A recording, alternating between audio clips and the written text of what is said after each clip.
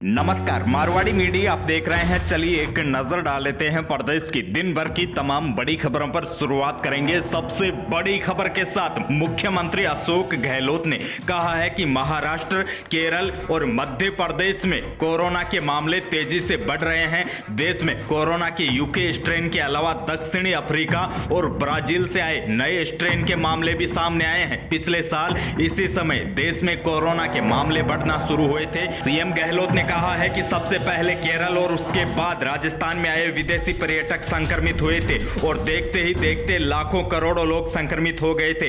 1,56,000 से अधिक लोगों की जान चली गई। सीएम गहलोत ने कहा है कि यह वक्त बेहद सावधानी रखने का है। आप सभी के सहयोग से अभी तक राजस्थान में कोरोना महामारी काबू में है। मुख्यमंत्री गहलोत ने कहा है कि अभी भी पूरी तरह सावधानी बरतने की आवश्यकता है। आपको बता दें, कोरोना की दूसरी लहर के मद्देनजर राज्य में कोरोना संक्रमण की गंभीर स्थिति को भांपते हुए जोधपुर में एक बार फिर धारा 144 लागू कर दी गई है। प्रदेश की दूसरी बड़ी खबर आपको दे दें, मुख्यमंत्री अशोक गहलोत कल बजट पेश करेंगे। सीएम अशोक गहलोत इस बजट में आर्थिक मैनेजमेंट के साथ कई अहम घोषणाएं कर सकते हैं। खासकर किसान, युवा और महिलाओं के लिए बजट में बड़ी घोषणाएं हो सकती है। इस बजट में आंगनबाड़ी कार्यकर्ताओं का स्टेट से जुड़ा मानदेय बढ़ाया जा सकता है। राजस्व बढ़ाने के लिए लग्जरी टैक्स और तंबाकू पर टैक्स बढ़ाया जा सकता है। पिछले साल मुख्यमंत्री अशोक गहलोत ने 2,25,000 करोड़ का बजट पेश किया था। इस बार भी कोरोना के बावजूद 2,40,000 करोड़ यानी कि करीब 15,000 करोड़ ज्यादा का बजट हो सकता है। अगली बड़ी खबर आपको दे दे, राजस्थान में बिजली कंपनियों में निकली 2370 विभिन्न पदों पर सीधी भर्ती के लिए एग्जाम देना इस बार बेरोजगारों को महंगा पड़ने वाला है,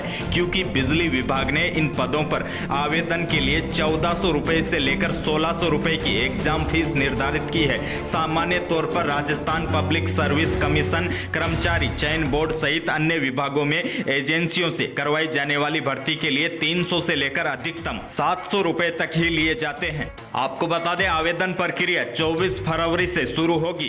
5 कंपनियों में निकाली गई भर्ती में अलग अलग समय में आवेदन मांगे गए हैं। अगली बड़ी खबर की बात करें तो राज्य सरकार की बनाई गई आबकारी नीति अब सरकार के लिए ही परेशानी खड़ी कर रही है। शराब की दुकान लेने के लिए पिछले साल जहां एक दुकान के लिए 30 से 40 आवेदन आते थे, आज स्थिति यह हो गई है कि कई ऐसी दुकानें हैं जिनके लिए एक भी आवेदन नहीं आए हैं। दरअसल राजस्व नुकसान की आशंका को देखते हुए अब आबकारी विभाग ने नीलामी की प्रक्रिया को 3 मार्च से शुरू करने का निर्णय किया, जबकि शेड्यूल के मुताबिक आज से बोली लगनी थी। दरअसल पहले दुकानों को लॉटरी के जरिए आवंटित किया जाता था, जिसमें आवेदन शुल्क 23,000 से 28,000 के बीच रहता था। साथ ही में लॉटरी से कई लोगों का भाग्य होता था तो दुकान खुल जाती थी, लेकिन इस बार आवेदन शुल्क 40 से 60,000 रुपए कर दिया है। वहीं आवंटन लॉटरी के बजाय नीलामी से होगी। जो सबसे ज्यादा बोली लगाएगा उसे ही शराब की दुकान मिलेगी। लेकिन सरकार के इस फैसले के बाद स्थिति यहाँ तक आ गई थी कि कई ऐसी दुकानें थी जिनके लिए एक भी आवेदन नहीं आया और नीलामी की प्रक्रिया सरकार को बढ़ानी पड़ी। प्रदेश की सियासत से जुड़ी बड़ी खबर आ रही है। आखिरकार लंबे समय के बाद वसुंधरा राजे बीजेपी की कोर ग्रुप की बैठक में शामिल हुई।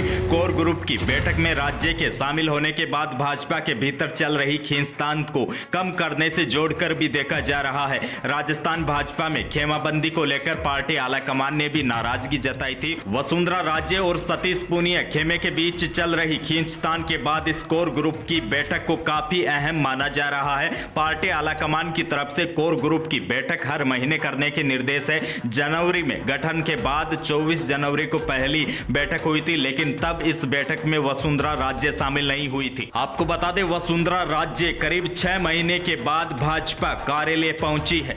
तो यही थी प्रदेश की बड़ी और महत्वपूर्ण खबरें। राजस्थान की बड़ी खबरों से अपडेट रहने के लिए चैनल को आज ही सब्सक्राइब कर लीजिए। धन्यवाद।